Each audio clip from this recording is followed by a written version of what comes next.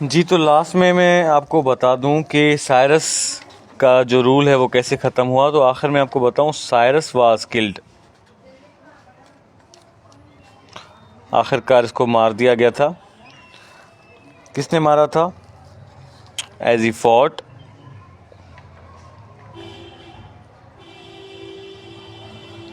Nomadic invaders आए थे बाहर के,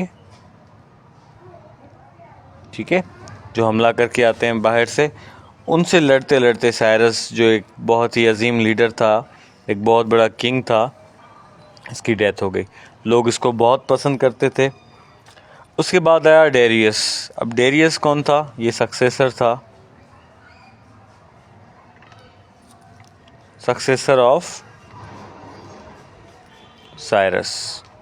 सक्सेसर उसको बोलते हैं जो इस रूल के बाद दूसरा आके रूल करता है ना, उसको सक्सेसर बोलते हैं। अब साइरस के बाद डेरियस ने आके रूल किया, तो इसलिए डेरियस को उसका सक्सेसर कहा जा रहा है।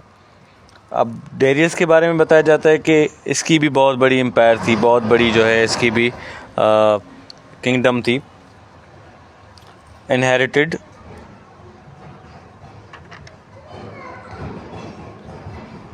अ लार्ज एम्पायर,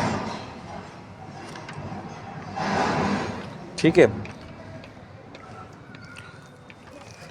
डेरियस था कौन? ये जो था एक बॉडीगार्ड था।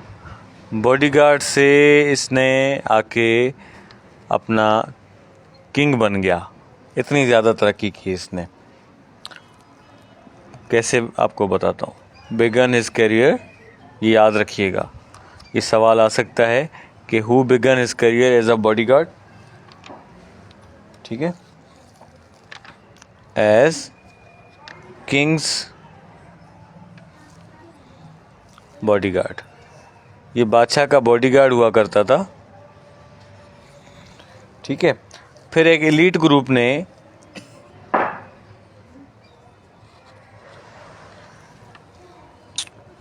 पर्शियन सोल्जर्स के एलीट ग्रुप ने इसका साथ दिया।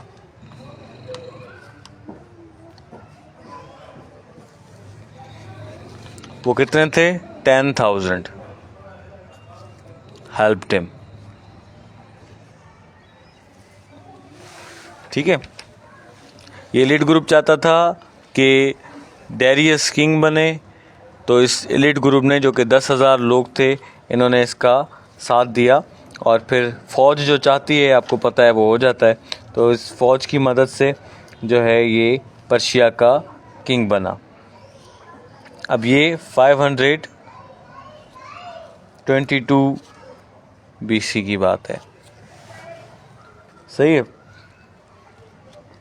इसने जो फर्स्ट 3 ईयर्स थे ना, इसके 3 ईयर्स, शुरुआती इसके जो 3 साल थे, इसने रिवॉल्ट को जो है रोकने में इसने गुजार दिए, पुटिंग डाउन रिवॉल्ट्स।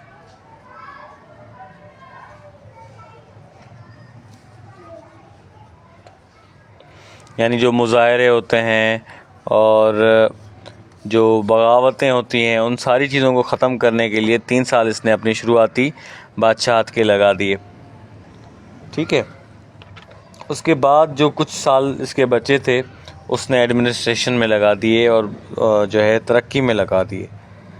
अब उसकी, जो मैंने आपको साइरस की बताई थी कि जो उसकी एम्पायर थी वो 2000 माइल्स तक थी, इसने एक्सटेंड कर लिया उसको, extended the empire to 2500 miles. 500 mile इसकी हुकूमत में एक्सटेंड हो गए, बढ़ गए, ठीक है। अब इसकी हुकूमत में, मैंने आप उसमें बताया था कि इंडस रिवर से अनातोलिया तक था। अब इसकी हुकूमत में इजिप्ट भी आ गया था, ठीक है जी। इसने सिर्फ जो है एक जो है इसका फेलियर हुआ था, कुड नॉट कन्क्यूर ग्रीस पे इसको फतह नहीं मिली थी। बाकी काफ़ी फतह इसको मिली थी, कामयाबियाँ मिली थी। बस ये एक नाकामी इसको हुई थी कि इसने ग्रीस को फतह नहीं कर सका था। अच्छा, और इसके बारे में आपको बताऊं कि ये एक वॉरियर था बहुत बड़ा, ठीक है,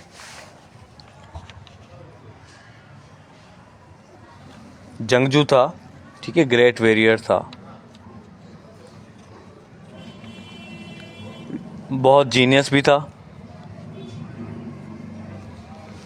अब इसने क्या किया, टू गवर्न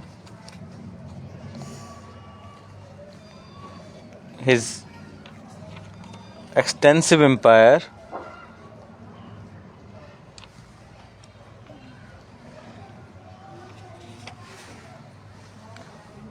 he divided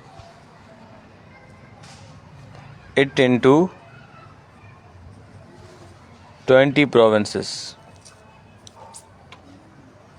ठीक है, 20 प्रोविंसेस में इसको उसने डिवाइड कर लिया ताकि उसको आसानी से रूल कर सके। अच्छा, हर प्रोविंस में उनका religion, free in their religion, अपना रिलीजन में वो आज़ाद थे, जिसकी इबादत करना चाहें वो कर सकते थे। फ्री इन देयर रूल्स, हर सूबे के जो है रूल्स अपने थे, वो रूल्स में अपने जो है फ्री थे। फ्री टू स्पोक या free to spoke their languages, जिस ज़बान में चाहें बात करना वो कर सकते थे, ठीक है जी। अपने ही लॉज को भी फॉलो करते थे। अब इसने गवर्नर रखे, हर सूबे का इसने गवर्नर रखा, और गवर्नर को उस वक्त जो है सट्रैप्स कहा जाता था, सट्रैप्स, ठीक है। अच्छा जी, गवर्नर भी रखा, और जो है इसने मिलिट्री लीडर भी अपॉइंट किए थे।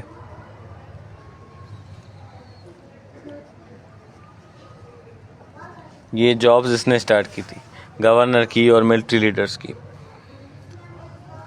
साथ साथ इसने एक टैक्स कलेक्टर भी रखा था, जो लोगों से टैक्स वसूल करता था, ठीक है। अब ये जो है लॉयल्टी चेक करने के लिए कि मेरे जो गवर्नर हैं वो लॉयल हैं या नहीं है, इसने इंस्पेक्टर अपॉइंट किए थे। वो इंस्पेक्टर्स इन सूबों में, इन प्रोविंसेस में विज़िट करते थे और देखते थे कि क्या किंग के जो सत्राप्स हैं, जो गवर्नर हैं, वो उससे लॉयल, ईमानदार हैं या नहीं है। इनको इंस्पेक्टर्स को एक नाम दिया गया था, किंग्स आईज एंड ईयर्स। अब इस नाम से ही आप अंदाज़ा लगा सकते हैं कि किंग की आंखें और कान, ये इंस्पेक्टर को कहा जाता था। क्यों? क्योंकि ये समझें कि किंग देख रहा है।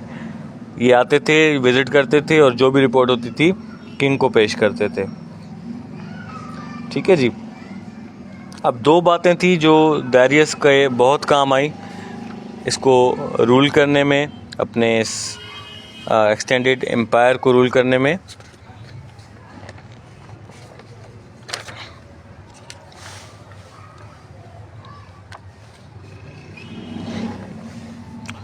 वो two things that helped Darius, वो दो चीज़ें थी। सबसे पहले थे रोड्स, ठीक है। इसने बड़े अच्छे रोड बनाए थे अलग अलग डिस्टेंट पार्ट्स तक, ताकि ये इसको रूल करने में, अपने कंट्री को रूल करने में आसानी हो, ठीक है जी। दूसरी चीज़, इसने मेटल कॉइन्स बनाए थे, सही है।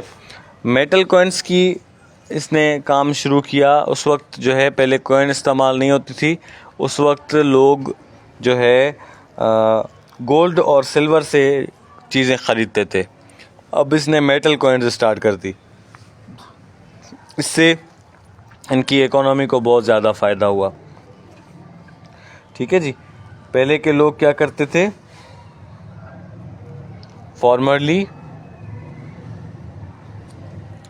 People used to carry odd pieces of gold and silver to pay for what they bought.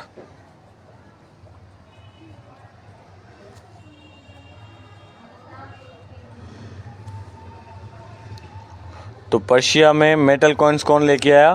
Darius. ठीक है, बहुत ही बेहतरीन काम इसने ये वाला किया था। रोड से क्या होता है? कम्युनिकेशन बहुत ज़्यादा इजी हो जाती है। एक जगह से दूसरी जगह जाने में इनको बहुत ज़्यादा आसानी होती है। ठीक है ना।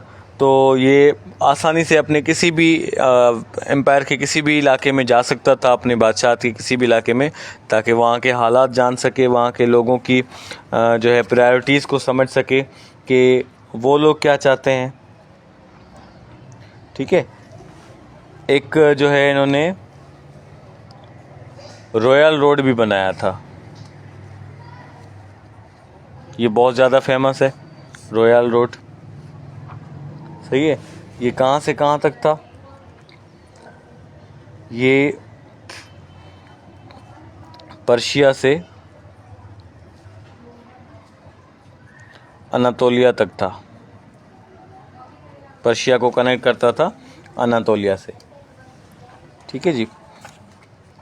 ये तकरीबन, ये वाला जो रोड था, ये तकरीबन 1677 माइल्स का था इन लेंथ। सही है। 111 यहाँ पे रिलेज थी। रिलेज क्या होते हैं? ये एक स्टेशंस होते हैं जहाँ पे तकरीब जो stations equipped with fresh horses. ठीक है। उस वक्त गाड़ियाँ तो नहीं थी, हॉर्सेस थे।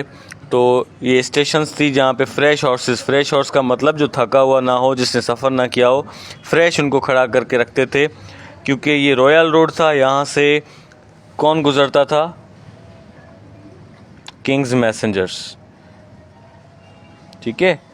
किंग्स के मैसेंजर, बादशाह के मैसेंजर यहाँ से गुज़रते थे। बादशाह को जब मैसेज भेजना होता था एक जगह से दूसरी जगह, तो उसके मैसेंजर इस रॉयल रोड से गुज़रते थे। ठीक है। दूसरे रोड जो थे वो भी यहाँ से ब्रांच्ड थे।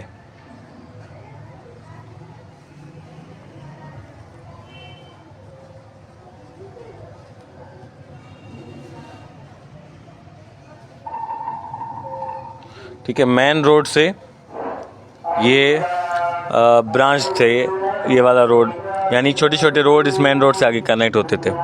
आज़ान हो जाए तो फिर कंटिन्यू करते हैं इसको।